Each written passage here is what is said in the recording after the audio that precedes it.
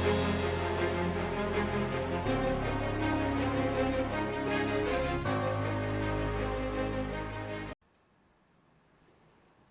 का episode number 5 हम कर रहे हैं CBSE sample paper 2022 class 12 maths. तो हम सेक्शन ई कर चुके हैं, सेक्शन डी कर चुके हैं, सेक्शन सी कर रहे हैं। उसके हम क्वेश्चन करेंगे 28, 29, 30 एंड 31। इसमें 2 क्वेश्चन में चॉइसेस भी हैं, तो टोटल 6 क्वेश्चंस हो जाएंगे हमारे इस एपिसोड में। तो अब शुरू करते हैं क्वेश्चन नंबर 28। इससे पहले सेक्शन डी और सेक्शन ई ऑलरेडी हो चुका है, सेक्शन सी के भी इससे पहले वाले क्वेश्चन हो गए। ऑलराइट, तो अब ये देखिए हमारा ये वाला क्वेश्चन है पहला आज का। Evaluate π/6 to π/3 dx upon 1 plus root of tan x। मैं वेरीफाई कर रहा हूँ, यस। ये आपको क्वेश्चन पेपर कहाँ मिलेगा? ये सीबीएसई का सैम्पल पेपर है, cbse.nic.in पे मिलेगा आपको। ऑलराइट, तो इस क्वेश्चन को हम शुरू करते हैं अब। और ये क्वेश्चन आपका डेफिनेट इंटीग्रल का है। इसको कैसे करेंगे आपको याद ही होगा।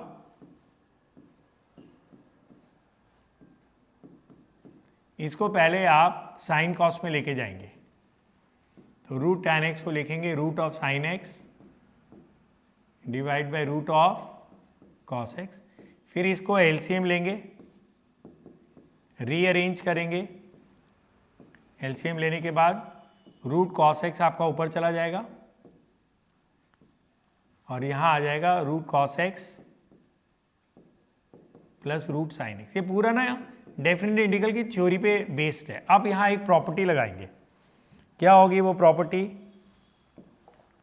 ये होगी वो प्रॉपर्टी, देखिए, integral a to b fx dx is equal to integral a to b f of a plus b minus x dx। यहाँ पे a क्या है? a आपका π/6 है, वो 30 डिग्री से होता है। b क्या है? π/3 है, वो 60 डिग्री से होता है। तो जब आप यहाँ राइट साइड में डालेंगे a प्लस b, तो π/6 प्लस π/3 कितना हो जाएगा? π/6 प्लस π/3 विल बी π/2। तो ये प्रॉपर्टी यहाँ लगेगी, मतलब basically x will be replace by π/2 minus x।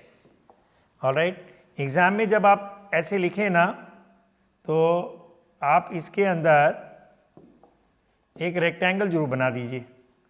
Alright, तो उससे ना थोड़ा सा ये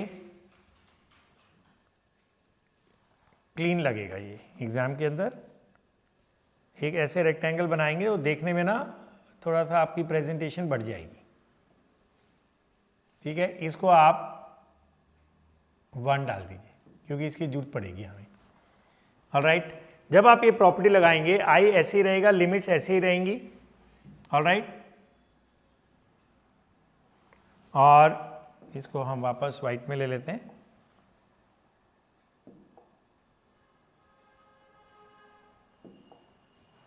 ओके, तो ये क्या बनेगा? cos π/2 minus x.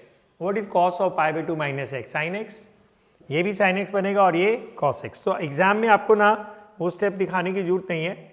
आप फालतू के स्टेप्स भी लिखेंगे ना तो आपका टाइम ज़्यादा लगेगा एग्जाम में। तो कुछ स्टेप्स तो आप मेंटली कर लेंगे ना। तो अब यहाँ x की जगह π/2 माइनस एक्स डालेंगे तो cos बन जाएगा साइन x। तो you can save your time in the exam. इसको ऐसे लिख लीजिए। फिर ये रूट cos x बन जाएगा रूट साइन x, और रूट साइन x बन जाएगा रूट cos x। और इसको आप डालेंगे क्या? इसको डालेंगे आप 2। अब आप 1 एंड 2 को ऐड करेंगे। जब आप 1 एंड 2 को ऐड करेंगे, लेफ्ट में आ जाएगा 2i, लिमिट सेम है, कॉमन ले लिया जाएगा। दोनों का एलसीएम होगा root of sine X plus cos X, और ऊपर आ जाएगा root cos X plus root sine X, cut के वो 1 हो जाएगा। तो अभी हम क्या करेंगे? हम ऐड करेंगे 1 + 2। ये बहुत ही स्टैंडर्ड स्टेप्स हैं, एक क्वेश्चन में नहीं होते हैं, मल्टीपल क्वेश्चंस में ये स्टेप्स होते हैं। लोअर लिमिट वही रहेगी π/6, अपर लिमिट वही रहेगी π/3। आपका एलसीएम दोनों का सेम है डिनोमिनेटर, तो रूट कॉस एक्स, रूट को कॉस को पहले लिखना है, कॉस को पहले लिखो, साइन को पहले लिखना है, साइन को पहले लिखो, और ऊपर भी यही सेम आएगा। तो ये मैंने किया क्या है, राइट साइड में मैंने एलसीएम लिया। अब ये पूरा का पूरा न्यूमरेटर और डिनोमिनेटर कट गया, तो क्या बचा, 1 बचा। और 1 का इंटीग्रल क्या होता है, 1 का इंटीग्रल x होता है। तो मैं यही लिख देता हूँ आगे, क्योंकि बार बार फिर ब्लैक बोर्ड स्लाइड होता है। एग्जाम में आप प्लीज आगे मत लिखना, नीचे लिखना, ओके। तो इस क्वेश्चन में ना ऐसी कोई भी कलाकारी नहीं थी, it was a very standard question. तो अब इसकी वैल्यू डालेंगे, यहाँ हो जाएगा π/3 माइनस π/6, तो ये हो जाएगा π/6। तो आपका आंसर आ गया, इंटीग्रल हो गया π/12। So this is a very standard question for the board exam. You should be familiar with all these basic questions of definite integral. Okay, so now we'll do the next question. इसमें ना एक choice भी आई थी, alright, ये इसकी choice थी। इसके अंदर ना आपकी कौन सी प्रॉपर्टी लगेगी, इसके अंदर लगेगी ब्रेक करने वाली प्रॉपर्टी, क्योंकि इनइक्वालिटी और मॉडुलस में ये वाली प्रॉपर्टी लगती है।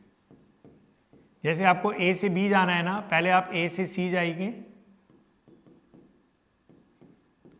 फिर आप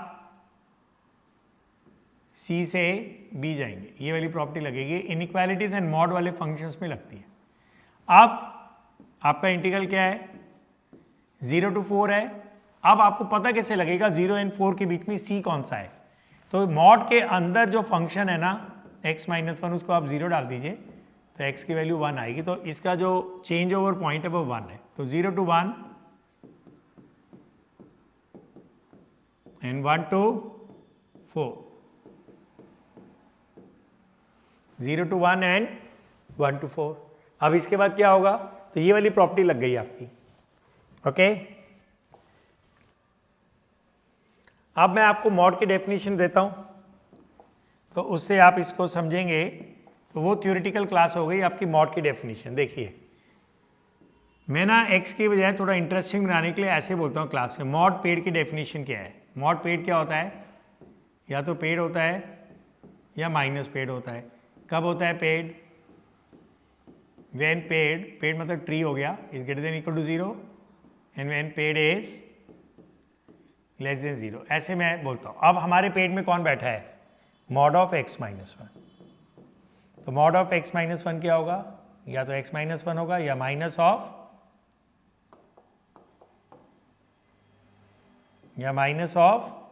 x-1 होगा। कब होगा x-1, when x-1 is greater than equal to 0, मतलब x is greater than equal to 1, और यहाँ पे हो जाएगा when x is less than 1।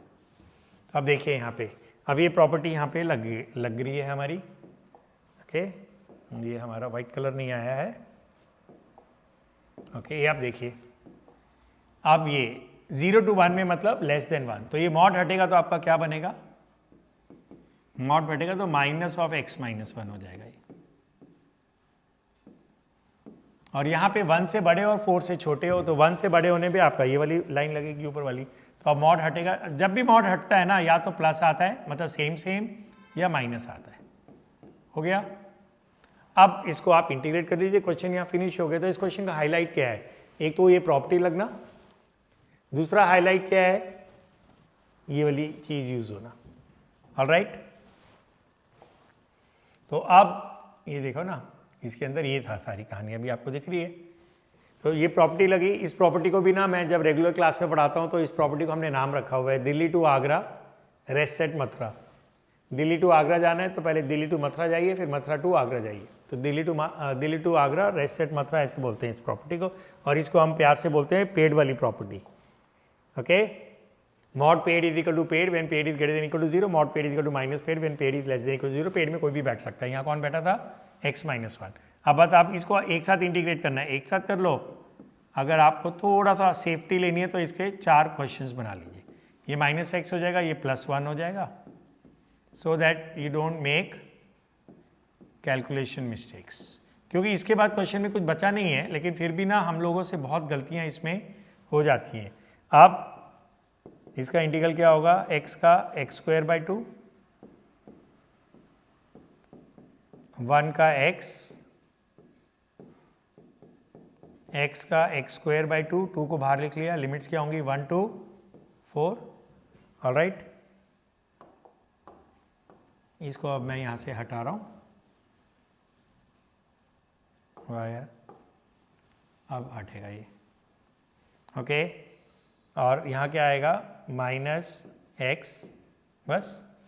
इस स्टेप पे ना you should be very careful, I have seen lot of students making mistakes, because इसमें बड़ी कैलकुलेशन नहीं है, छोटी छोटी कैलकुलेशन, लेकिन क्योंकि बहुत सारी कैलकुलेशन है तो यहाँ गलती होती है, बहुत ऑब्वियस गलती है ये। यहाँ आ जाएगा 1 - 0, यहाँ आ जाएगा 1 - 0, यहाँ 4 का स्क्वायर हो जाएगा, 4 का स्क्वायर 16 -1, और यहाँ पे भी 4 - 1, ऑलराइट। ये कितना हो जाएगा -½ +1 + 15/2 -3, ठीक है। 4 - 1 3 हो गया आपका, ओके। तो अब इसको थोड़ा सा और ऊपर करते हैं। अब इसमें ना पहले इन दोनों को पकड़ लो, 15/2 - 1/2 14/2, 14/2 इज 7, 7 - 2, तो इसका आंसर आ गया इंटीग्रल 5 आ गया इसका। मैं क्रॉस चेक भी कर लेता हूँ, सोल्यूशन में से इसका आंसर 5 है, ये नहीं है, यस इसका आंसर 5 है। तो ये क्वेश्चन भी हो गए। दोनों चॉइसेस हैं, इसके अंदर जो पहली चॉइस थी वो शॉर्टर थी, दूसरी चॉइस में गलती होने की चांस ज़्यादा है। तो अगर आपको किसी क्वेश्चन में चॉइस आ रहा है, आपको उनमें से एक ही आता है, फिर तो ऑब्वियसली आप वही करेंगे। लेकिन अगर दोनों आते हैं तो थोड़ा सा आपको दिमाग लगाना पड़ेगा कि कौन सी वाली चॉइस फास्टर है, ऑलराइट। तो इसमें ये वाली चॉइस फास्टर थी, ऑलराइट, इससे पहले वाली। अब देखिए, अब ये डिफरेंशियल इक्वेशन का क्वेश्चन आ गया। अभी तक ना सेक्शन डी और सेक्शन ई में डिफरेंशियल इक्वेशन का कोई भी क्वेश्चन नहीं आया था। इस क्वेश्चन में भी चॉइस है, 2 क्वेश्चन है, अच्छा क्वेश्चन है ये। आप पता है डिफरेंशियल इक्वेशन की थ्योरी क्या होती है, पहले आपको dy/dx बनाना होता है, फिर हम देखते हैं कि क्या वो वेरिएबल सेपरेबल है, क्या वो होमोजीनियस है, क्या वो लीनियर डिफरेंशियल इक्वेशन है, क्या वो special case of linear differential equation है। तो पहले हम इससे करते हैं dy/dx बनाते हैं, x - y² dy, और वो टर्म उधर ले जाता हूँ -y dx।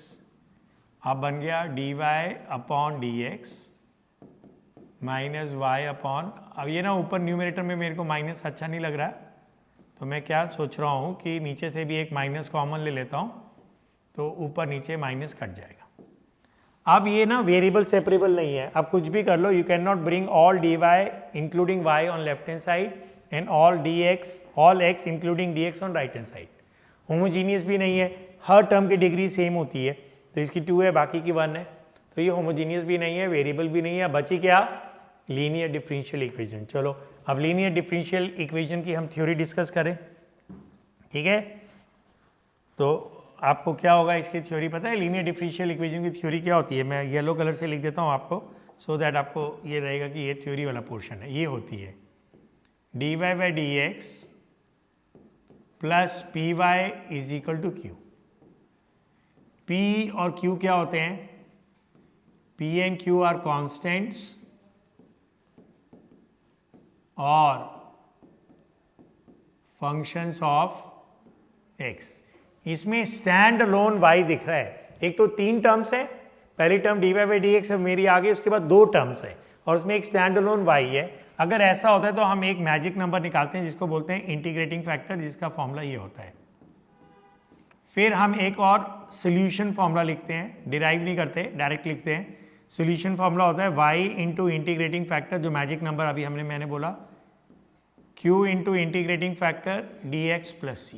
अब जरा देखें यहाँ तो स्टैंड अलोन y है ही नहीं, कुछ भी कर लो, पहली बात तो 3 टर्म्स ही नहीं है, 2 ही टर्म्स हैं, फिर स्टैंड अलोन y नहीं है, और यहाँ पे थोड़ी सी गलती लिखी है मैंने, उसको मैं ठीक कर देता हूँ, अभी मैंने नोट कर लिया, ऑलराइट। तो इसमें क्या गलती थी कि एक तो इसको थोड़ा सा मिटाया जाए, y² - x, ठीक है। तो अब इसमें स्टैंड अलोन y नहीं है, मैंने माइनस कॉमन लिया ना, y² आगे आ जाएगा, x पीछे आ जाएगा, तो ये तो लीनियर भी नहीं है, फंस गए हम तो, ना ये वेरिएबल सेपरेबल है, ना ये होमोजीनियस है, ना लीनियर डिफरेंशियल इक्वेशन है। एक और लीनियर डिफरेंशियल इक्वेशन होती है जिसके अंदर x एंड y का रोल चेंज हो जाता है, पता है वो क्या होता है, मैं आपको बताता हूँ। इसमें मिटा के यहाँ पे y की जगह x आ जाता है, ओके। तो यहाँ बनता है dx, तो अब मैं आपको ना थ्योरी दे रहा हूँ किसकी, लीनियर डिफरेंशियल इक्वेशन जो स्पेशल केस है, dx upon dy plus px is equal to Q. इसको मैं बोलता हूँ लीनियर डिफरेंशियल इक्वेशन कभी कभी, ये मैंने अपना नॉमेनक्लेचर दिया है क्योंकि ये रेयरली होता है। अब यहाँ पे p and q are either functions, either constants और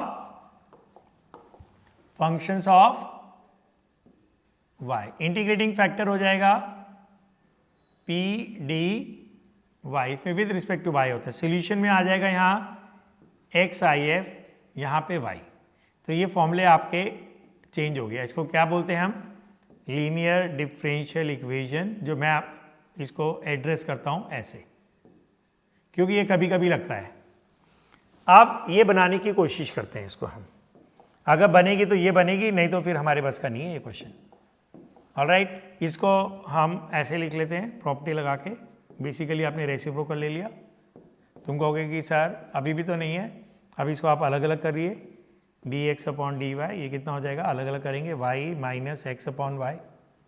अब ये वाली टर्म आप इधर ले आइए, किधर ले आइए, लेफ्ट साइड पे, तो देखो क्या बनेगा, ये D X upon D Y plus 1 upon Y into X is equal to Y. देखिए इसमें स्टैंड अलोन एक्स है ना, D X upon D Y plus P X, P could be a constant और ए फंक्शन ऑफ वाई। तो P मेरा क्या है यहाँ पे, अगर आप स्टैंडर्ड फॉर्म से कंपेयर करोगे तो पी क्या है 1 अपॉन वाई, और क्यू क्या है वाई। तो P is 1 upon Y, Q is Y.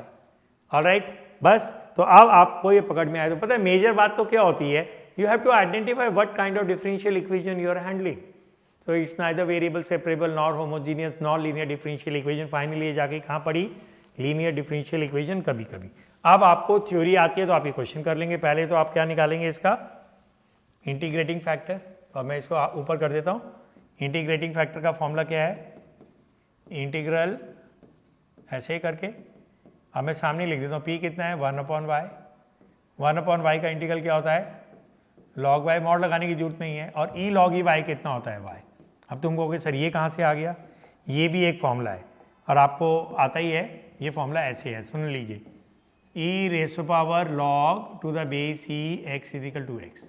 यहाँ एक्स इज इक्वल कुछ भी हो सकता है, तो इसको भी ना मैं बोलता हूँ पेड़ वाला फॉर्मूला, ऐसे ई लॉग ई पेड़ इज इक्वल टू पेड़।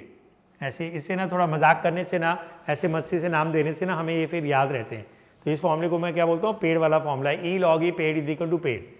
तो हमारा अब क्या आएगा, यहाँ पे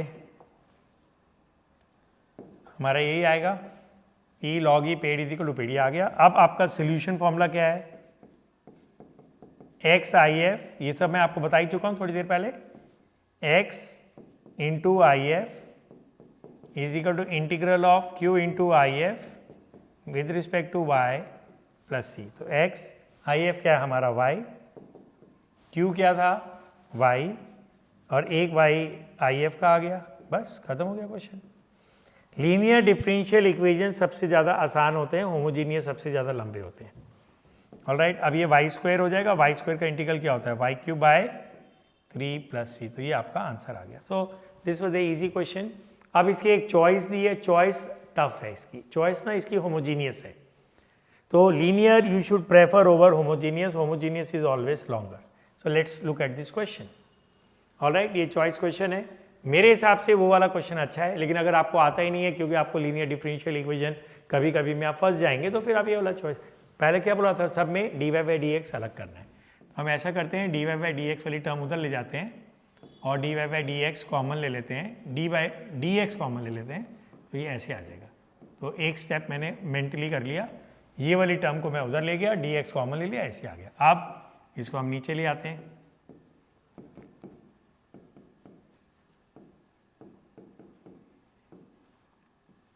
अब इसमें ना ये होमोजीनियस बनेगी if you divide each term in the numerator and denominator by the highest power of x. इसकी हाईएस्ट पावर 2 नहीं 1 ही मानी जाएगी, स्क्वायर रूट के नीचे है ना। तो divide each term in numerator and denominator by x. Denominator तो 1 ही हो जाएगा, मैं लिख तो देता हूँ लेकिन वैसे वो 1 हो जाएगा।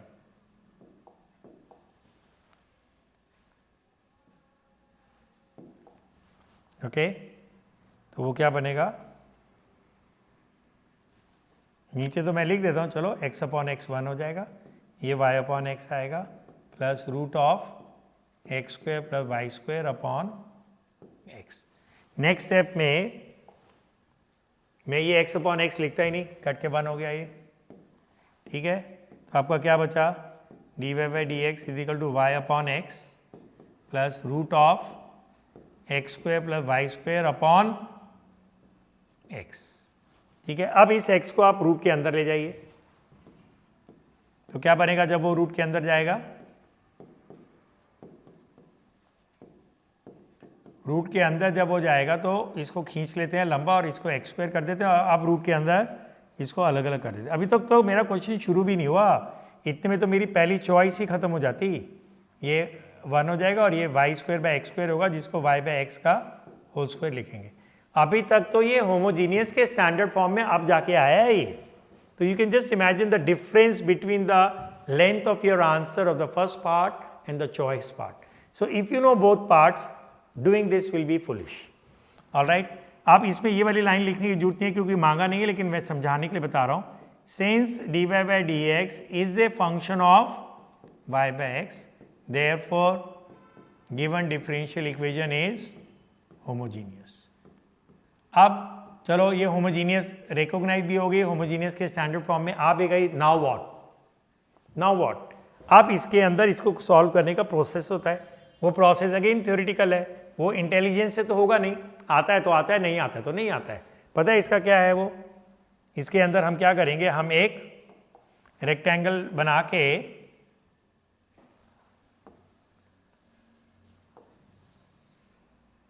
पहले लिख के फिर रेक्टेंगल बनाता मैं, खैर चलिए कोई बात नहीं। इसको आप ना y बाई एक्स को v डालते हैं, फिर इसको क्रॉस मल्टीप्लाई करते हैं, y हो जाएगा vx, फिर आप दोनों तरफ d बाई डी एक्स से मल्टीप्लाई करते हैं, मतलब you differentiate with respect to x। Right side पे आप प्रोडक्ट रूल लगाते हैं, फर्स्ट फंक्शन को नकल मारा, x का डेरिवेटिव 1, x को नकल मारा, v का derivative D Y by D. हर होमोजीनियस में ये बॉक्स स्टैंडर्ड है। इस बॉक्स को अगर आप रेक्टेंगल में डालेंगे आपका सोल्यूशन देखने में ज़्यादा सुंदर लगेगा। अब क्या बनेगा आपका, लेफ्ट साइड पे क्या आएगा, D Y by D X की जगह क्या आएगा, v plus X D V by D X, ठीक है। राइट साइड में क्या था, पहली टर्म y बाई एक्स, उसकी जगह v आएगा, और root of 1 plus V square. इस सब्स्टिट्यूशन वाली स्टेज के बाद ये गारंटेड वेरिएबल सेपरेबल बनता है। ये तो कट ही गया, आप देखिए dv और नीचे आ जाएगा root of 1 plus V square, और ये dx, और ये हो गया वेरिएबल सेपरेबल। सो सब्स्टिट्यूशन के बाद जो भी आता है वो 100% वेरिएबल सेपरेबल होता है। आप दोनों तरफ आप इंटीग्रेट कर दीजिए, और राइट साइड पे एक c आएगा, वो हम इस स्टेज पे नहीं लगाएंगे, करने के बाद हम देखेंगे कि c अच्छा रहेगा या log c। अब इसका इंटीग्रल क्या होता है, ये आपका एक फॉर्मूला है, ठीक है। इंटीग्रल का ये फॉर्मूला है log v plus root of 1 plus V square, इसका है log ऑफ x। अब इसमें log c लेना ज़्यादा अच्छा रहेगा, c has to be greater than 0, क्योंकि log of negative numbers is not defined. Alright, आपका क्वेश्चन खत्म हो गया, ठीक है। आप इसमें आप ऐसा करिए,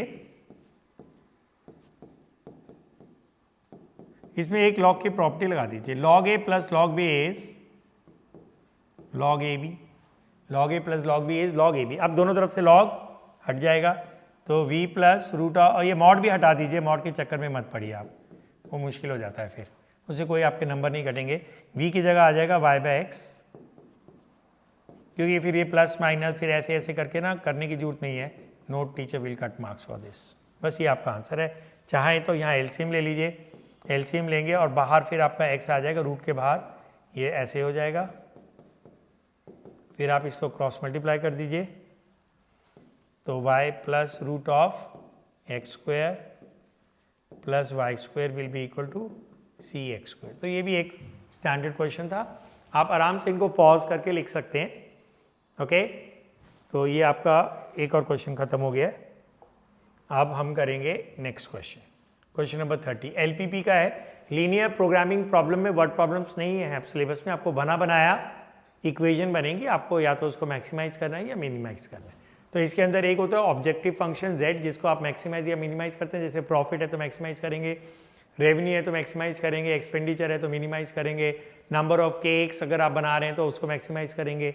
और नीचे जो इन इक्वेशंस या इनइक्वालिटीज दी जाती है उनको कंस्ट्रेंट्स भी बोलते हैं। तो यहाँ पे आपको z क्या दिया गया है, 400x प्लस 300y, और इसको आपको मैक्सिमाइज करना है। Solve the following linear programming problem graphically, maximize z is equal to 400x plus 300y, और आपकी कंस्ट्रेंट्स क्या दी हुई हैं, ओके ये देखिए, एक तो दी गई है x plus Y less than equal to 200, दूसरी दी गई है x is less than equal to 40, तीसरी दी गई है x is greater than equal to 20, और लास्ट वाली दी गई है y is greater than equal to 0।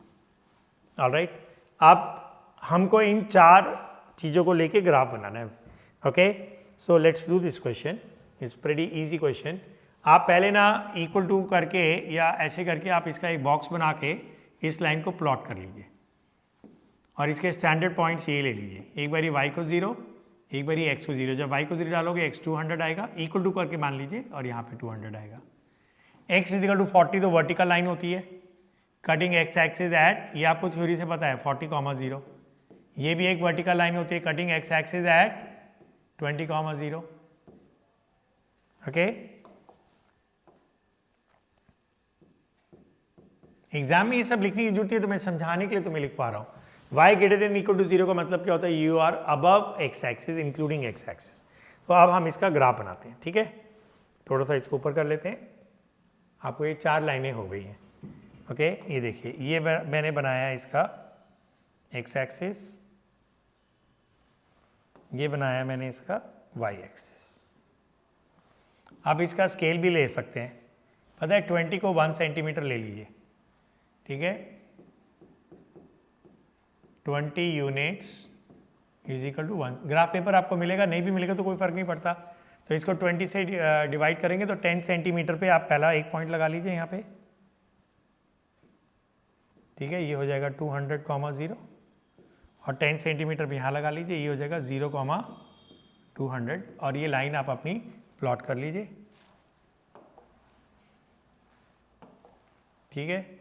कोशिश करता हूँ इससे मैं ये नहीं बनी तो, क्योंकि मेरे पास थोड़ा सा मैं आइडिया लगा रहा हूँ, थोड़ा सा और ये नीचे से अब बन जाएगी मेरी, ऑलमोस्ट बन गई।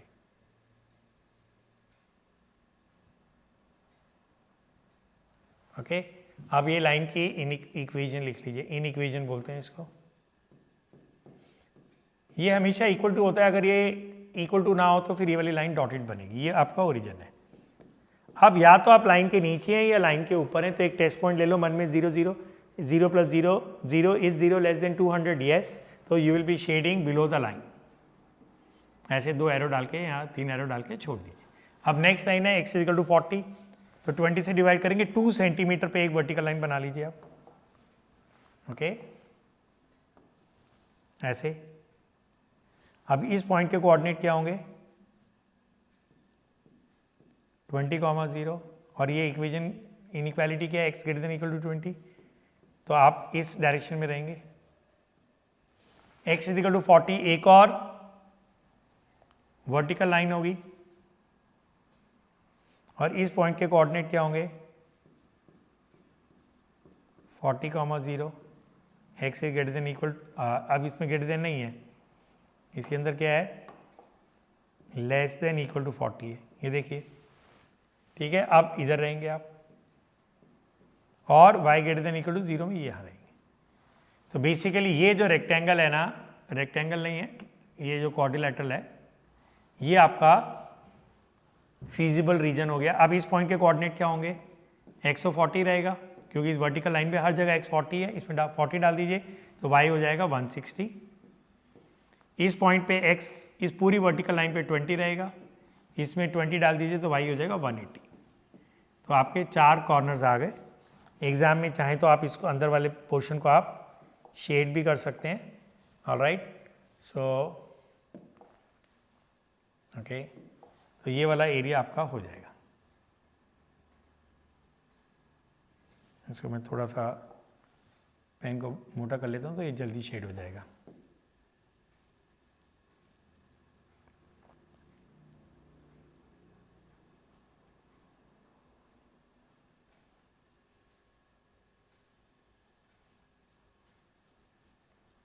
ओके, तो ये वाला एरिया आपका फिजिबल रीजन हो गया। Got it. अब इसको हम कॉर्नर पॉइंट टेबल लेंगे, तो मेरे 4 कॉर्नर्स हैं।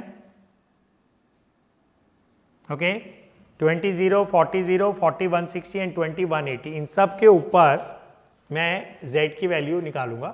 तो अब हम एक कॉर्नर पॉइंट टेबल बनाएंगे, तो इसको हम थोड़ा ऊपर कर लेते हैं। Now what I am going to do is I am going to make a corner point table. इसको मेरे को फिर से ना ड्रैग करके नीचे लाना पड़ेगा, क्योंकि अभी आपको दिखाना है मेरे को। 4 कॉर्नर्स हैं तो इतनी काफ़ी लंबाई काफ़ी है। ये देखते हैं, तो यहाँ पे तो मैं अपने कोऑर्डिनेट्स लिखूँगा, यहाँ मैं z की डेफिनेशन लिखूँगा और यहाँ फाइनल मेरी कैलकुलेशन होगी। ऑलराइट, एक लाइन यहाँ और खींच देते हैं, तो यहाँ आ जाएगा कॉर्नर पॉइंट। ओहो, ऑलराइट, पेन को हमें पतला करना है, कलर वाइट लेना है। तो पॉइंट यहाँ आ जाएगा हमारा कॉर्नर पॉइंट, यहाँ हो जाएगा z मेरा क्या था, मेरे पास यहाँ असाइनमेंट है जो आपको देख रहे थे, नहीं तो मेरे को ऊपर से ड्रैग करना पड़ेगा। 400x + 300y, ठीक है। इसको थोड़ा सा पेन को और पतला किया जाए। पहला पॉइंट क्या था मेरे को याद है, 20, 0, फिर था 40, 0, फिर था 40,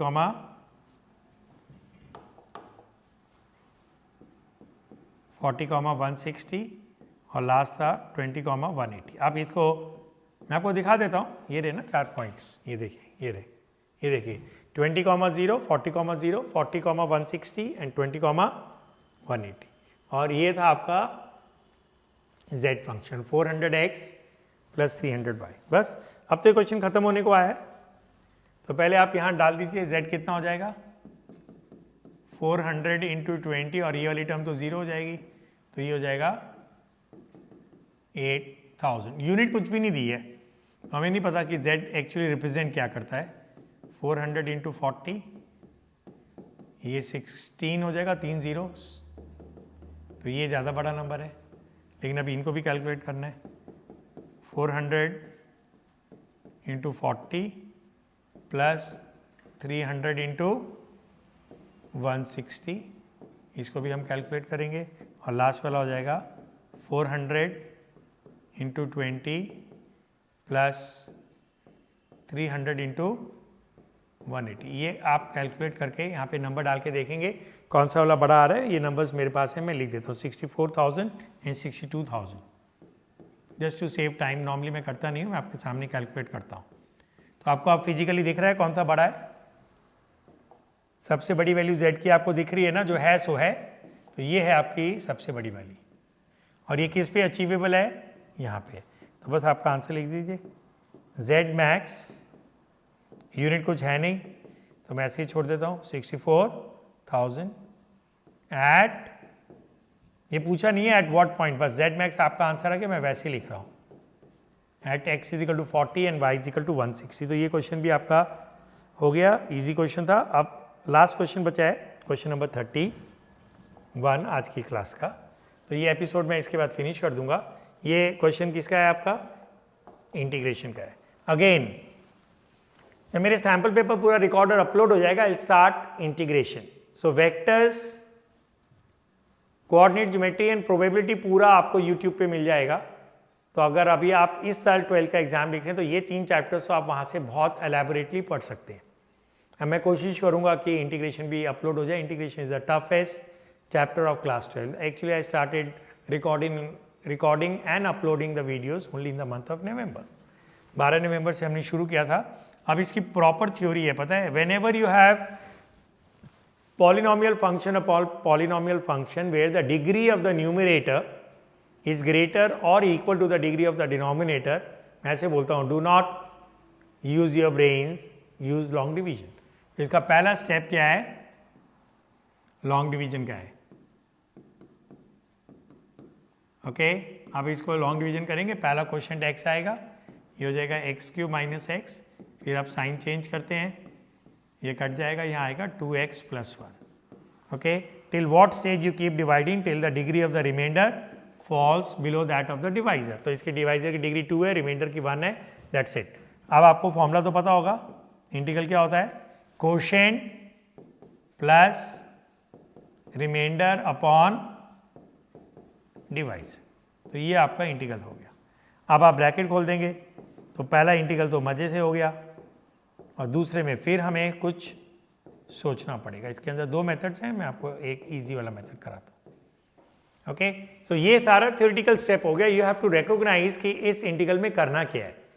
सो whenever we have polynomial function upon polynomial function where the degree of the numerator is equal or greater than the degree of the denominator, do not use your brains, use long division, and if the degree of the denominator is greater then make partial fraction. So इस question के अंदर बहुत ही खूबसूरती से long division and partial fraction दोनों की theory आ गई है. मैं थोड़ी सी टिप मोटी कर लेता हूँ, आपकी विजिबिलिटी बढ़ जाएगी.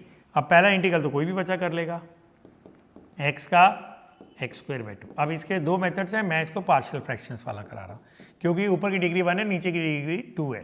तो अगर नीचे की डिग्री बड़ी होती है तो we can make partial fraction provided you can factorize the denominator x minus 1 x plus 1. अब यहाँ पे थ्योरी किस चीज़ की लगेगी? अब थ्योरी आपकी लगेगी पार्शियल फ्रैक्शंस की. When you factorize the denominator you have three kind of denominators. Linear, non repeating जो सबसे आसान होते हैं हैंडल करना, linear repeating and quadratic factors. Quadratic repeating आपके सिलेबस में नहीं है. अब आपको इसके क्या बनाने हैं? बोलो. अब इसके आपको पार्शियल फ्रैक्शन बनाने हैं, उसका भी एक स्टाइल होता है और उसको भी ना आप रेक्टेंगल में डाल देना. अभी तो मैं लिखता हूँ 2x plus 1 upon x minus 1 x plus 1. इसके दो फ्रैक्शन बनेंगे. पार्शियल फ्रैक्शन का मतलब क्या है? एक फ्रैक्शन के अनेक फ्रैक्शन बनाना. So you are converting a complex fraction into series of simple fractions. Britishers policy, divide and rule. अब कितने बनेंगे? जो नीचे की डिग्री है, इसमें दो फैक्टर्स है ना, तो इसके दो फ्रैक्शन बनेंगे. एक में ऊपर कोई नंबर आएगा और आप इसको पता है चेंज नहीं कर सकते. Your LHS should equal to be RHS but you are changing the appearance of it. तो एक के दो बना दिए. अब इसमें बात उठती है कि ए और बी की वैल्यू कैसे निकालें. उसके अलग अलग मेथड्स हैं. आप एग्जाम में ना एक लोकल मेथड भी यूज़ कर सकते हैं. इट्स नॉट रियली नेसेसरी कि आप LCM लेके निकालें. ए को निकालने के लिए, और ये जो लोकल मेथड है वैदिक मैथमेटिक्स की बुक में दिया हुआ है, but it is valid, it is easy to apply only for linear non repeating factors. x minus 1 को ना मन में 0 से इक्वेट कर दो. मैं यहाँ लिख रहा हूँ, एग्जाम में मत लिखना, एग्जाम में डायरेक्ट करना. x माइनस 1 को 0 से इक्वेट करेंगे तो x की वैल्यू क्या आएगी? 1 आएगी. वो इसमें सब जगह डाल दो, इसको छोड़ के.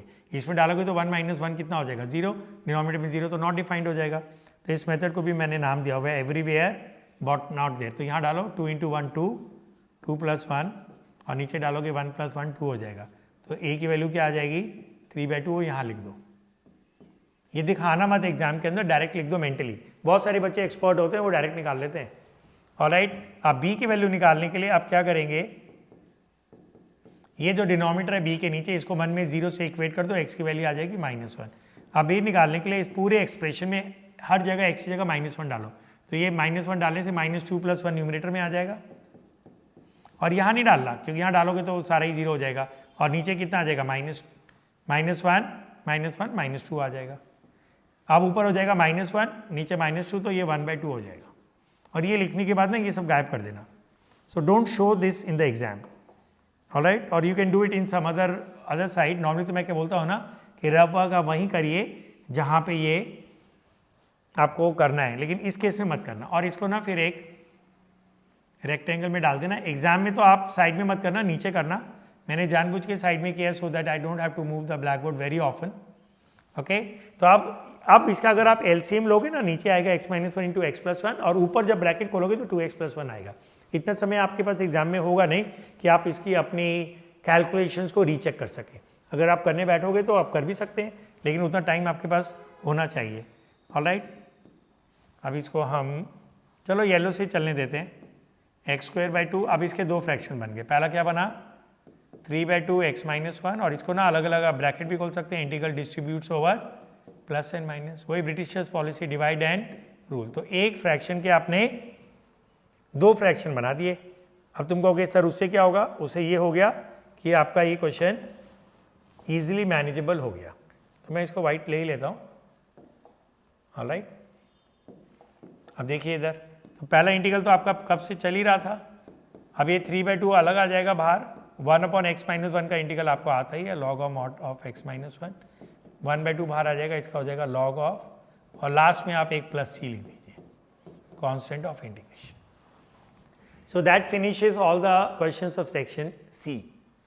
All right. So we'll finish the episode here. Then we'll record one more episode in which we will do section B. और लास्ट में बच जाएगा सेक्शन A. So मिलते हैं अगले एपिसोड में, एपिसोड नंबर 6 में, जिसके अंदर हम section B of CBSE sample paper करेंगे। Okay, bye for now. I hope you are enjoying the classes. Please do subscribe and like. I don't see people putting any comments or even putting a like button. It will motivate me. So if you are liking the lectures, do subscribe and put your comments also. Let me know whether I am going slow or fast. Okay, so मिलते हैं बहुत जल्दी अगले episode.